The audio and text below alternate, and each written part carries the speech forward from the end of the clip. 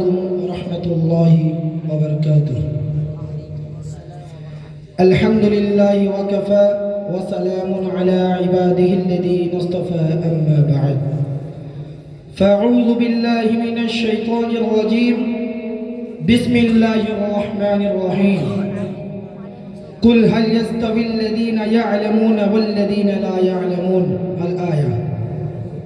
وقال النبي صلى الله عليه وسلم في الحديث طلب العلم فريضة على كل مسلم.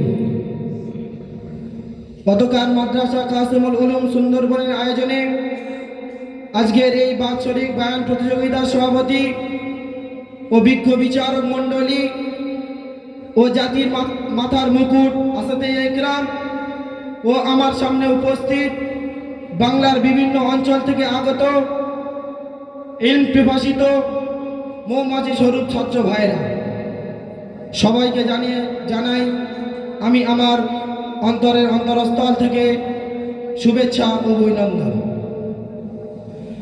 সর্বপ্রথম আমরা শুকরিয়া জ্ঞাপন করি সেই মহান স্রষ্টার, যে স্রষ্টা আসমান জমিন পাহাড় পর্বত নদী নালা চন্দ্র সূর্য এমনকি আমাকে আপনাকে মুসলমান করে সৃষ্টি করার পরেও ক্ষান্ত হননি, বরঞ্চ আমাকে আপনাকে আশরাফুল মাখলুকাত করে সৃষ্টি করেছেন। সেই কারণে আমরা তার দরবারে শুকরিয়া জ্ঞাপন করি। সবাই এক কণ্ঠে, সবাই উচ্চ আওয়াজে বলি আলহামদুলিল্লাহ। বিশ্বের মানবতা মুক্তির দূত রাহমাতুল লিল আলামিন, যিনি সেই আইম্মায়ে জাহিলিয়াতের যুগকে আমাদের সামনে সৈন্যের রূপে রূপান্তরিত করে দিয়েছেন, সেই কারণে আমরা তার দরবারে ছোট্ট একটি দরুদ প্রেরণ করি। সবাই বলি সাল্লাল্লাহু আলাইহি ওয়াসাল্লাম। মুহতারমায়ে হাজিরিন, আজ আমাকে এমন একটি বিষয় দেওয়া হয়েছে যে বিষয়টি জাতি এবং বিশ্বের জন্য খুবই প্রয়োজন।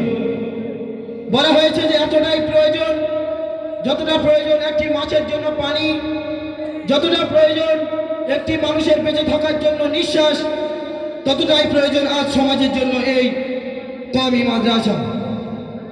কেননা এখানে সেই শিক্ষা দেওয়া হয় যে শিক্ষা নবী করিম সাল্লাল্লাহু আলাইহি ওয়াসাল্লাম মক্কা নগরে দারুল আরকাম নামক জায়গায় দিয়েছিলেন। এই শিক্ষা সেই শিক্ষা, যে শিক্ষা নবী করিম সাল্লাল্লাহু আলাইহি ওয়াসাল্লাম, যে শিক্ষাকে নবী করিম সাল্লাল্লাহু আলাইহি ওয়াসাল্লাম প্রচার ও প্রসার করার জন্য বেছে নিয়েছিলেন সুফা নামক আঙিনাকে, যে আঙিনাতে পরবর্তীতে তাবেঈন আইম্মায়ে মুজতাহিদিনেরা এই উম্মতে মুহাম্মাদের কাছে রিসালাতের নূর পৌঁছে দেওয়ার জন্য ছড়িয়ে পড়েছিলেন। প্রিয় উপস্থিতি, সেই শিক্ষা আজও সমাজের মধ্যে দেওয়া হচ্ছে এই কওমি মাদ্রাসায়। জোরে বলুন ঠিক কিনা? তাই তো আল্লাহ তাআলা তার কোরআন শরীফের মধ্যে বলে দিয়েছেন, কুল হাল ইয়াস্তাবিল্লাযীনা ইয়া'লামুনা ওয়াল্লাযীনা লা ইয়া'লামুন। যারা জানে এবং যারা জানে না তারা কোনোদিন সমান হতে পারে না। মুহতারমায়ে হাজিরিন, যদি আজ পৃথিবীর মানচিত্রের মধ্যে এই কওমি মাদ্রাসার অবস্থান না থাকতো, তবে ভুলে যেত জাতি তার রবকে, তবে জাতি ভুলে যেত তার রসূলকে, তবে সেই আইম্মায়ে জাহিলিয়াতের জামানার মতো হাজার হাজার মূর্তি তৈরি করে এরা তাদেরকে পুজো করে এরা ভুলে যেত নিজের রবকে। জোরে বলুন ঠিক কিনা? মুহতারমায়ে হাজিরিন, তাই নবী করিম সাল্লাল্লাহু আলাইহি ওয়াসাল্লাম হাদিস শরীফের মধ্যে বলে দিয়েছেন, তালাবুল ইলমি ফরিজাতুন আলা কুল্লি মুসলিম। প্রত্যেক মুসলমানের উপরে এই দ্বীনে ইলম শিক্ষা করা ফরজ। মুহতারমায়ে হাজিরিন, যদি এই কওমি মাদ্রাসার অবস্থান আজ পৃথিবীর মানচিত্রের মধ্যে না থাকতো, তবে হয়তো আজও সমাজকে উপহার দেওয়া যেত জি মার্কিনের মতো বিজ্ঞানীকে, কিন্তু আজও সমাজকে উপহার দেওয়া যেত না জুম সংস্কারক বিশিষ্ট মণি শাহ আশরাফ আলী থানভী নাওয়ারাল্লাহু মারকাদাহুর মতো ব্যক্তিত্বকে, কিন্তু আজ সমাজকে উপহার দেওয়া যেত না ইমামে আসর আনোয়ার শাহ কাশ্মীর রহমাতুল্লাহ আলাইহির মতো ব্যক্তিত্বকে, কিন্তু সমাজকে উপহার দেওয়া যেত না হুসাইন আহমদ মাদানির মতো ব্যক্তিত্বকে। মুহতারমায়ে হাজিরিন, যদি আজ পৃথিবীর বুকে এই কওমি মাদ্রাসা না থাকতো, তাহলে আমি সেই 1752 সালের ঘটনাকে স্মরণ করে দিতে চাই। যে সালে কাফের মুশরিকেরা এই মুসলমানদের উপরে জুলুম করে, নির্যাতন করে, এদেরকে জিনজিনা মেজের আওয়াজের মধ্যে রেখেছিল।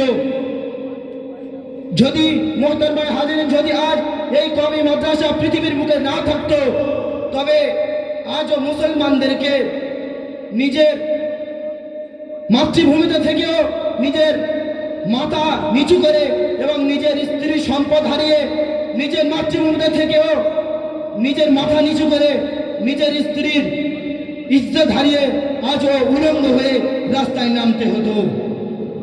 মুহতারমায়ে হাজিরিন, আজ আমার এই বয়ানের মূলতম উদ্দেশ্য হচ্ছে পৃথিবীর প্রত্যেকটা জেলায় জেলায়, পৃথিবীর প্রত্যেকটা পাড়ায় পাড়ায় এই কওমি মাদ্রাসা আবশ্যনীয় হোক।